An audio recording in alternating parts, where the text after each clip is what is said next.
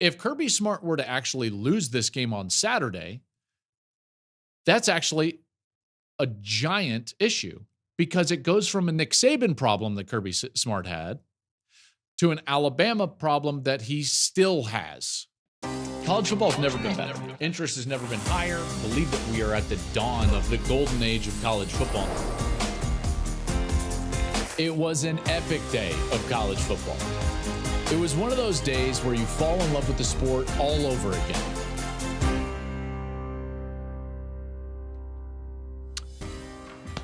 What's up, everybody? Welcome into the program. I am Joel Klatt. This is the Joel Klatt Show. This show, as always, is presented by Hampton by Hilton. Thanks to the fine folks, Hampton by Hilton. Always love that. Lots to get into today. Midweek here, getting towards the middle of the season, really quarter pole of the season, and some big matchups, obviously. Remember, we're going to have a preview episode coming out tomorrow on Thursday. We'll try to make some picks. Picks did not go well for your boy last week. I'm just saying. There's a reason that I've never bet a penny on any game in my life, right? You know what I mean? But we'll continue to make some picks. That's coming up tomorrow. Remember, wherever you're listening to the show, just rate and review us. That will always help. And then share it with a friend.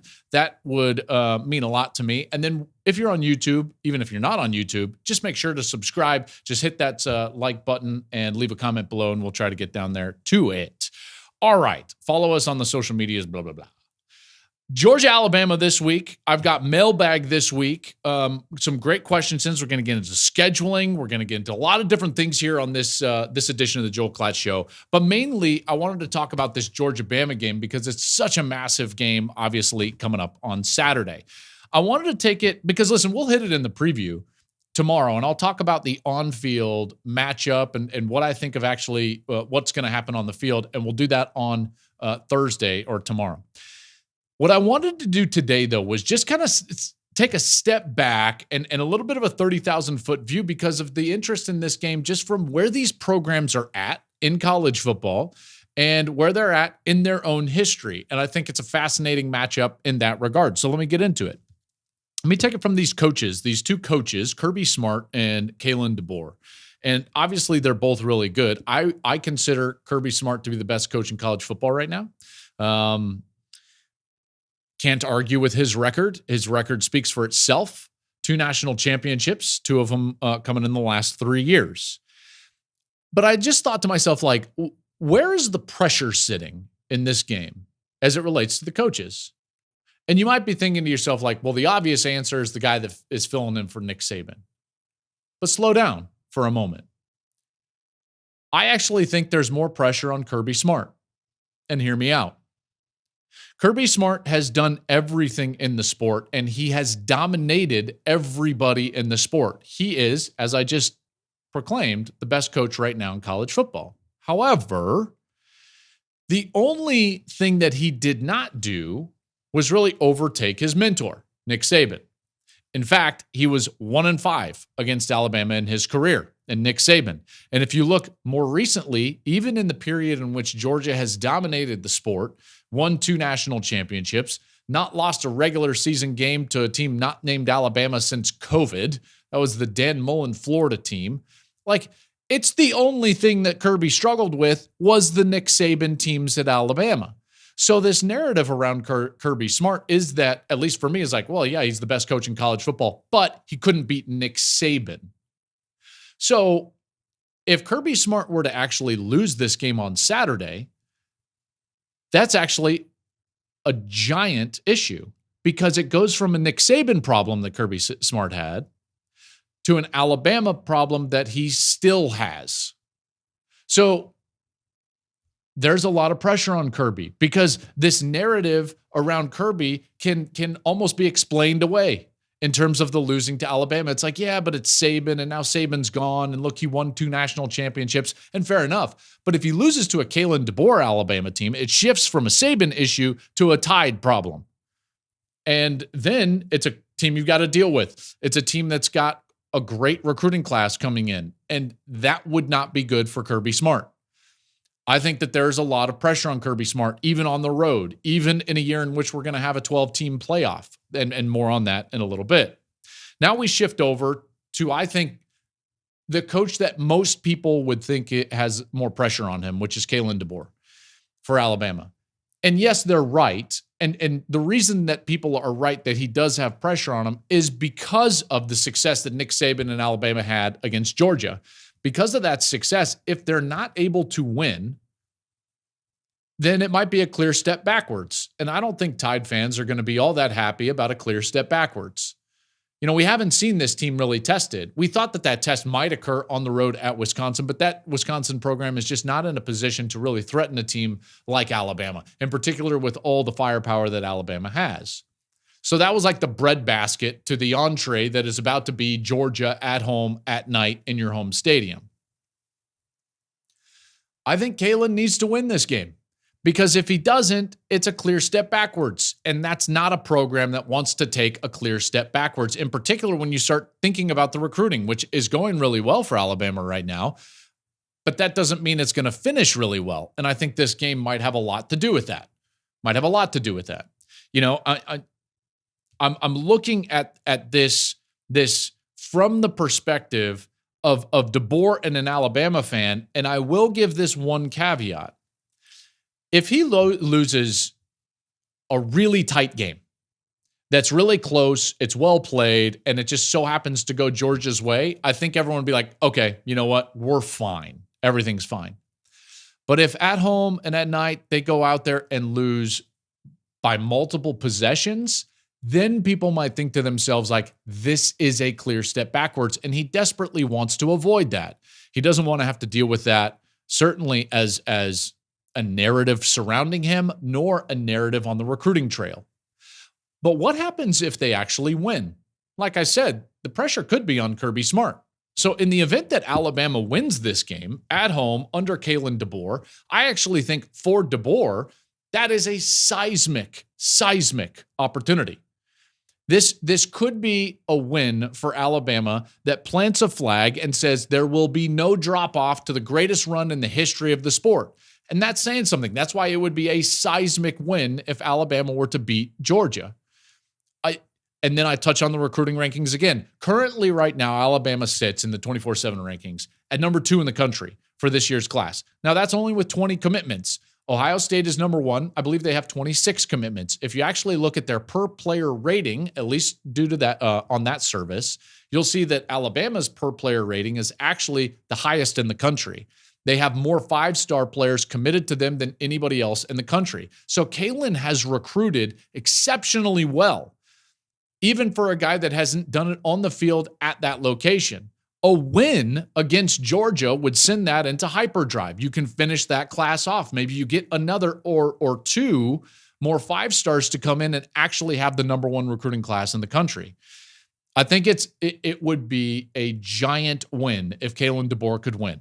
It really would, because then all of a sudden it's not a Saban problem, it's an Alabama problem. Then it's a seismic shift in recruiting, and DeBoer can finish off this class, which right now is historically good for Alabama in this race. Now, if you just look at this from like the programs overall, and you take it out of the coaches, so if you just look at this season and these two teams, Georgia and Alabama, the ramifications of a loss for each of these programs are actually pretty severe.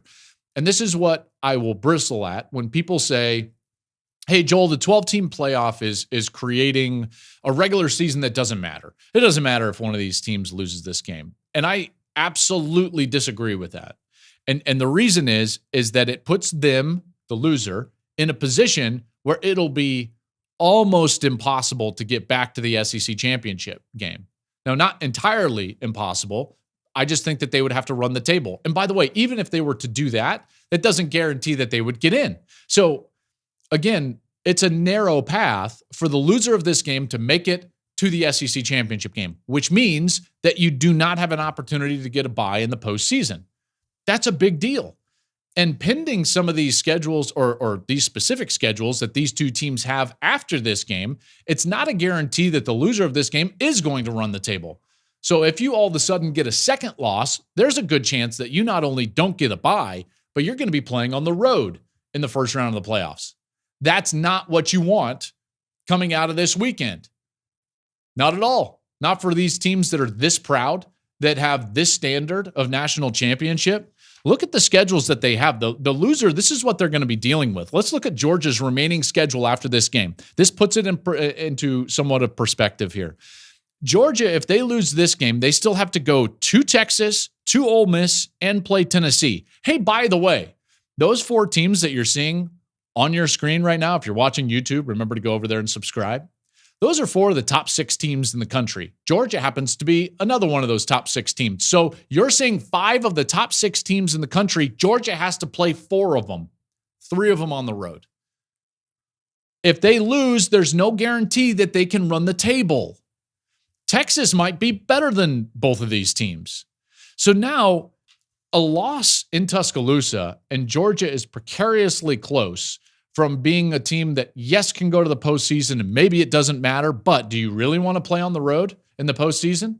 So that's why this is so big for, obviously, Georgia. Look at Alabama's road after this game. Let's just say Georgia rolls in there and actually beats the Tide on their home field. Well, then Alabama has to deal with this. They've got the Georgia game. They still have to go to Tennessee. They still have to play Missouri. They still have to go to LSU. They still have to go to Oklahoma. And they still have the Iron Bowl, which, as you Tide fans know, throw out the records.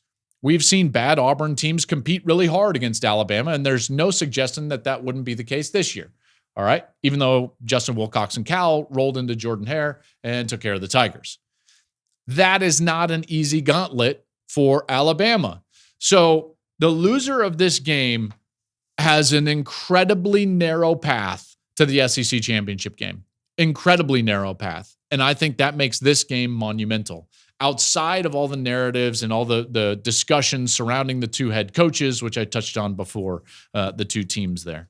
Man, those 2 schedules. Georgia's schedule is brutal. Absolutely brutal. More on that in a little bit. Let's go to the mailbag, huh? Shall we? I'm going to give a slow clap for the mailbag. I love the mailbag.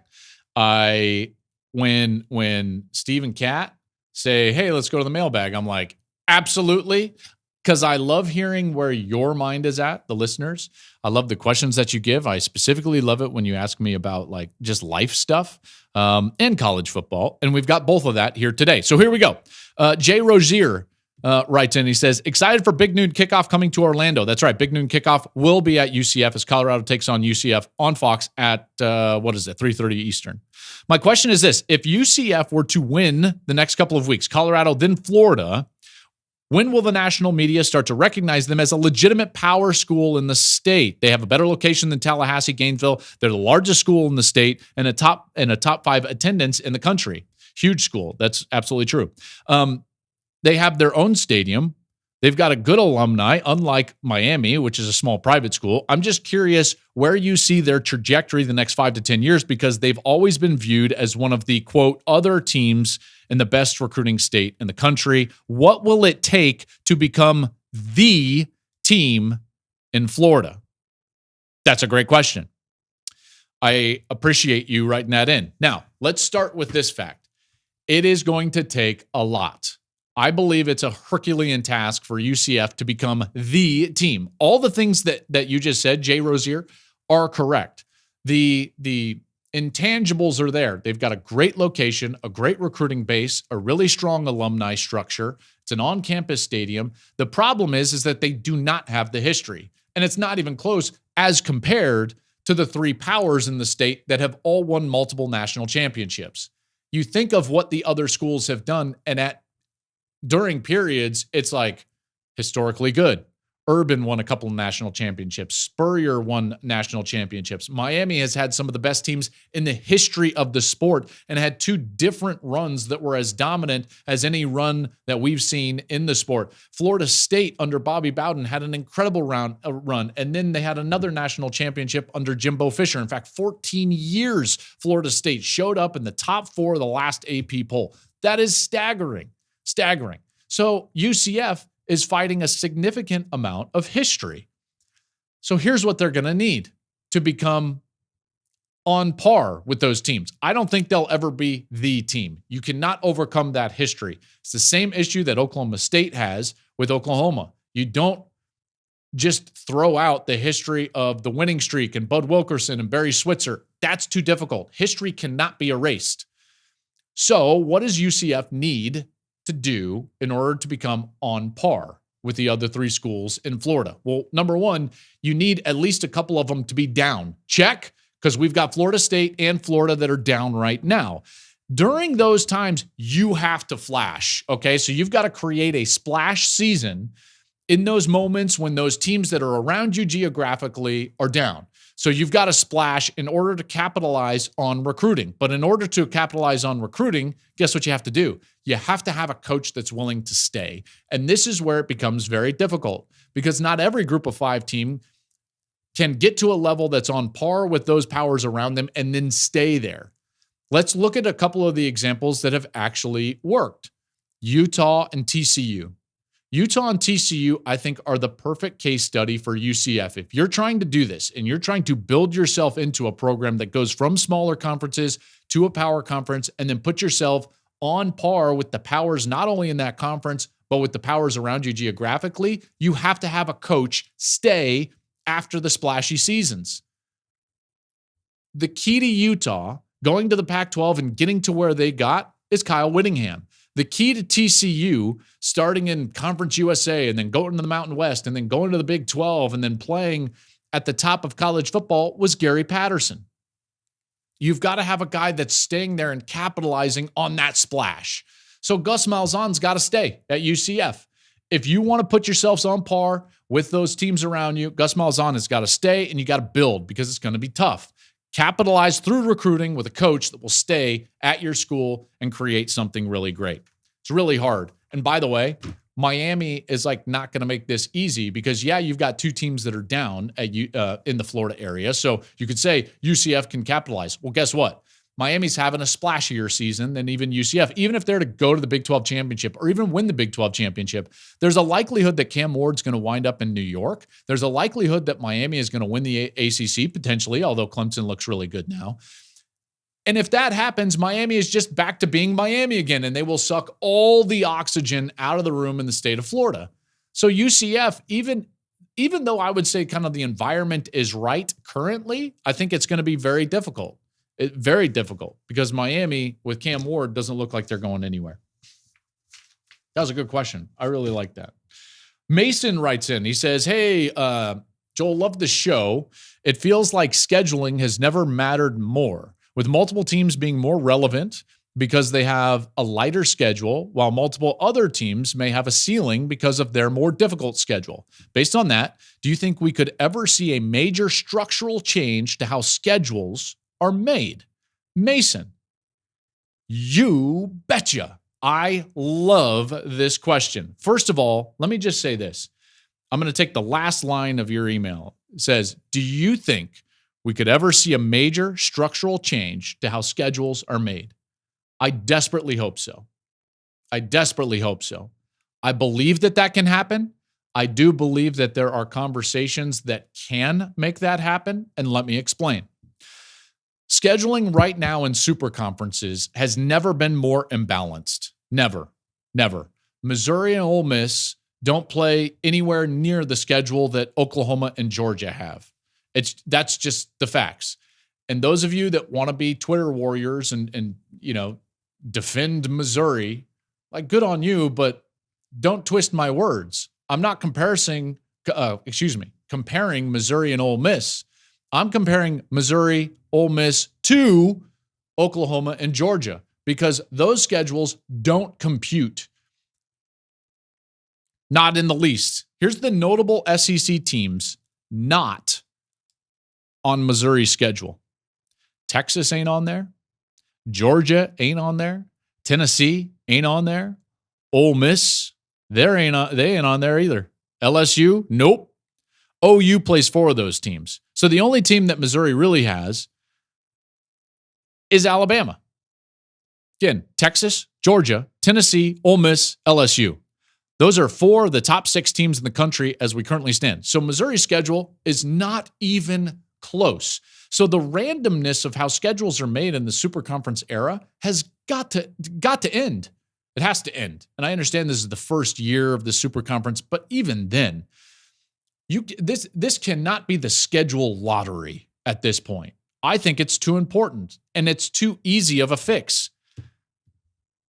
Teams that finish higher in previous years should have more difficult schedule in subsequent years. And I believe that that should happen on the conference level. I also believe that should happen on the non-conference level.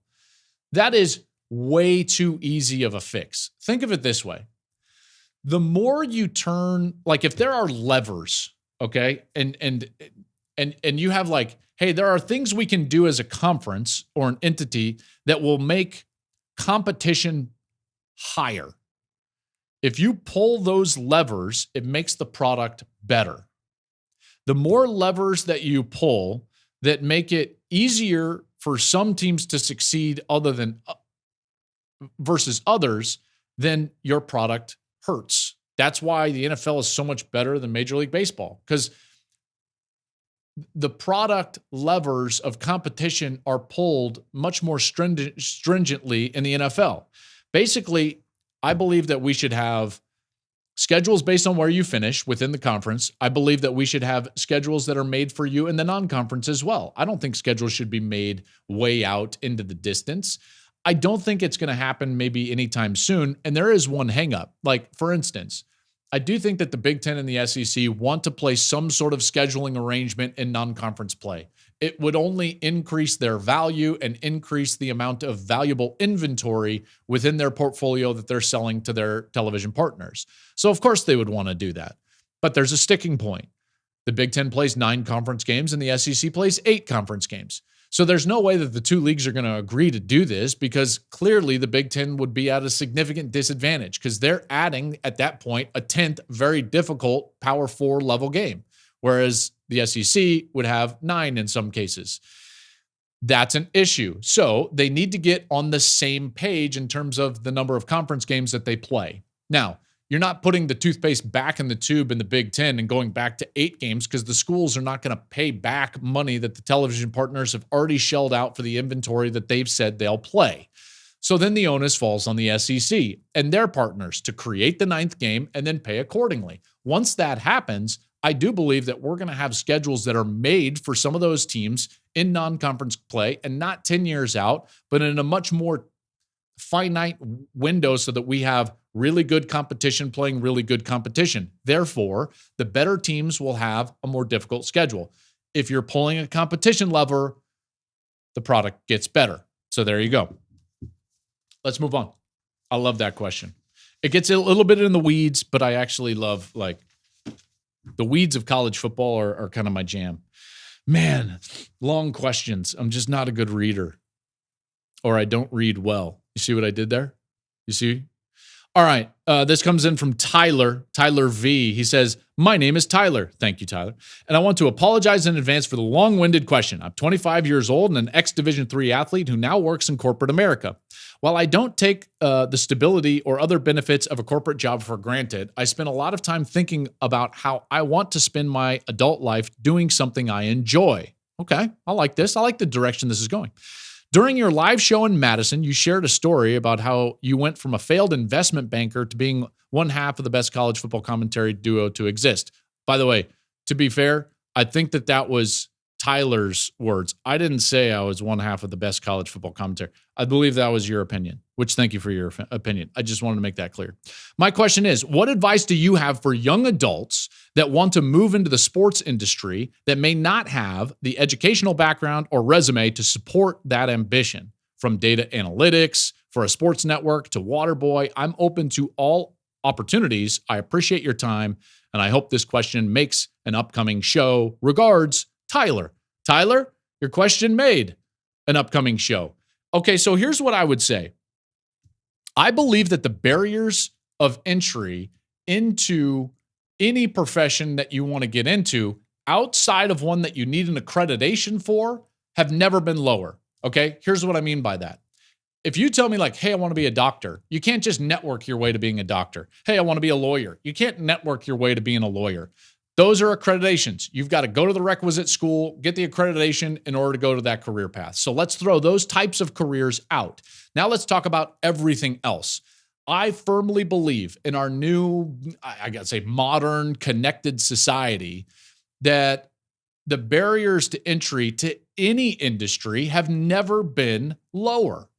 Listen, if you want to go and be in data analytics and you want to work at a television network, you want to go and work for a college football team or an NFL team, like just network, get yourself in there. But two things are always going to be true about choosing a career path for young adults. And here's the two things. Number one is that you can go get a job based on how much they'll pay you, and you can try to maximize your pay. Or you can go get a job in a field that you love and take whatever pay they'll give you. Those are two different avenues. And here's what I would say about it. If you're going to go to a career or a job where you're going to try to maximize your pay, then you have already made a decision and you can't complain about it. If you don't like that, you need to leave. If you're going into a career field or want to go into a career field because you love it and you're passionate about it, and that's where you want to spend the rest of your life in terms of your vocation, then here's the thing. You can't worry about how much you get paid, in particular early. And sometimes that's a barrier for some people, and sometimes it's not. Okay? Let me explain. You can find opportunities to go be a part of almost anything in America. You really can, because people are desperately always looking for quality individuals that are passionate, smart, and willing to work hard. If you can do those three things, then you can go ahead and work yourself up in a career field that you really love. I'll give you an example. I lost a corporate job in a small REIT. I thought I was going to be an investment banker. It didn't go well. This is 2006 and 2007. So the real estate market crashes. That job goes away. Well, at the time, I had done a few high school football games. And I thought to myself, even though I don't have a broadcasting degree, I really enjoy broadcasting. So guess what I want to do? I want to try to be a broadcaster. I got a very low-level opportunity to do a radio show. Now, I was fortunate. I had played college football, and so I had enough name equity in the Denver area where I was going to get a radio show. Well, good for that. Third tier radio station, not many people listening. And I got this partner, Nate Kreckman, awesome dude. And Nate and I had this low budget radio show. I agreed to take $18,000 a year as my salary. I maybe saw $7,000 of it, but I didn't complain. And we would sell spots or we would sell remote shows where a company would say, hey, here's a few $100, do your show from our restaurant, place of business, whatever it was. And so we'd say, okay, that's how we would go and make money. So here I am, and I want to make this career path work. Keep in mind, I'm making, significantly less as a married man. Sarah and I are married. I'm making significantly less trying to be in broadcasting. But guess what? I loved it. So I was willing to do whatever it took because I knew that the long run was going to be better than the short run. So here I am at a Taco Bell in Denver, Colorado, and we're doing a remote show. And we're at a Taco Bell, and here I am, and my partner says, hey, I need you to go plug the phone line into the back office because we're going to do a show from here, and the only way to get online at that point was plug into a phone line. So he gives me this long 150 feet, length of phone line. And he's like, hey, go plug this in. I'm like, okay. And then he turns to me and he's like, hey, make sure you tape it down because if someone kicks it out, we'll be off the air. And I'm like, oh, that makes sense. So he's setting up the rest of the technical stuff. We didn't have a tech staff. We set it up. And so here I am. I plug it in. And now I'm realizing that this cord is just laying on the floor of the Taco Bell kitchen. Because the office is in the back, we're out in the front lobby trying to do our show. And here's this phone line that needs to be taped down on a Taco Bell kitchen floor. So guess what I did? I got on my hands and knees with duct tape and I taped down the phone line on a Taco Bell kitchen floor. And I still think of that. I still think about that when I'm getting ready to call Michigan, Ohio State or Texas, Michigan, or any big game that I have the opportunity to do, whether it's a Big Ten championship game or anything else. And I think about that moment on my hands and knees on a Taco Bell floor. And I think to myself, I'm so thankful that I made the decision that I would do whatever it took to be in this career path. And that would be my advice to you. You can take the money or you can go do what you're passionate about and chase something. But if you chase something, you better be willing to do what it takes. Long-winded answer, but really good question, Tyler. Okay, let's go to Jen. Love it when the ladies email the show. Jen, welcome in. She says, do you have any recommendations for resources to learn the X's and O's of college football? I'm pretty serious, college football fan. Awesome. I love that. And one of your female listeners. I have season tickets for my favorite team, and I typically watch multiple games on TV each weekend. I love Jen. This is awesome. She says, I listen to all of your shows, but would like to learn more about the X's and O's, the schematics of the game.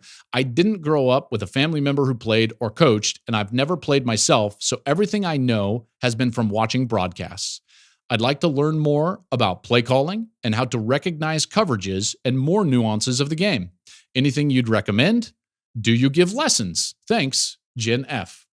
Jen, awesome question. I'll get to the lessons part in a second, but I would say if you want to learn about football, kind of like the previous answer, there's never been a better time to learn about the game. Why? Because of YouTube. This is why everyone should be on YouTube right now. Go to YouTube and just type in your favorite coach's name. And I guarantee you will find videos of a lecture that coach gave or an installation that he gave about some concept that he's known for. They are all over out there. And some of them are series, and they're really good. Go type in Bill Walsh. Go type in Bill Belichick. It is a rabbit hole that I love because, Jen, I'm like you. I'm not a novice in schematics, but I love to learn more about the schematics of football. And to this point, by the way, we do some X's and O's right here at the Joel Klatt Show. So make sure to watch our film videos that we have exclusively on our YouTube page. Go and subscribe, and you can check out some of that, and you're going to learn some football just based on on those videos. And then I would just pose this question. We have thought at the show about doing a series that is kind of a teaching series, almost like Football 101. Would you guys like that? I remember posing the question on Twitter as like, hey, thinking about doing a podcast, what do you think? And it was overwhelmingly positive. And guess what? Here we are 3 years later. So I'll just throw this out. Would you guys want a series of X's and O's that are just teaching the structures of football? If you want that, we'll work on it. We'll work on it at the Joel Klatt Show because I think that would be awesome. Leave a comment down below or email us, the Joel Klatt Show mailbag @gmail.com, and let us know. Actually, you know what? No, just comment or hit us up on social media or hit me on social media @Joel Klatt on X. We don't need an email, yes or no. Email us questions for the show, but hit us up on the comments below on YouTube if you'd like us to do a series on X's and O's. All right, last one comes in from Derek, our friend and friend of the show, Derek Watt. That's right. He emails in. He says, hey, Joel, we're sure you spend a lot of time traveling with your family. What are some of their or your must-haves while on the road? We do spend a lot of time traveling. I travel alone. I travel a lot with my family. I would just say this, Derek. When it comes to traveling with my family, there is only one imperative, and that's options. So when we go, all of my boys, I have 3 boys, they all like different foods. They all like to eat right when they get up in the morning, and they all like different pillows. I know it's a thing, like Theo loves a soft pillow. Sam, my middle one, he loves a firm pillow. I'm a firm pillow guy. Sarah's a soft pillow gal. So it's like we need options in our family, and I'm sure you're like that too. So for us, Hampton by Hilton is perfect because guess what? I can go down and get a Hampton by Hilton breakfast. I love the waffle. Henry loves the bagel. Theo loves the yogurt. Sam loves the fruit. I love the coffee. So like we have options at breakfast. It's perfect because there's so much that we can get at breakfast. And then I can always call down. Someone's going to be there helping out. It's always friendly, and I can get pillows of whatever firmness that I want. So little shout out to Hampton by Hilton because when we travel as a family, the options are imperative, and they certainly have them there whenever I'm on the road. That'll do it for today. I've got a huge preview episode of games coming out, games and picks coming out tomorrow on Thursday. We've got a lot going on. I'll be in Michigan for Michigan, Minnesota for Big Noon Saturday. Big Noon Kickoff will be at UCF, Colorado, which is the game that will directly follow us on Fox at 3:30 Eastern. Thanks so much for watching and listening, everybody. Hit us up about that Football 101. If you'd like a series like that, we'll work on it. Follow us on social media @Joel Klatt Show and enjoy your day.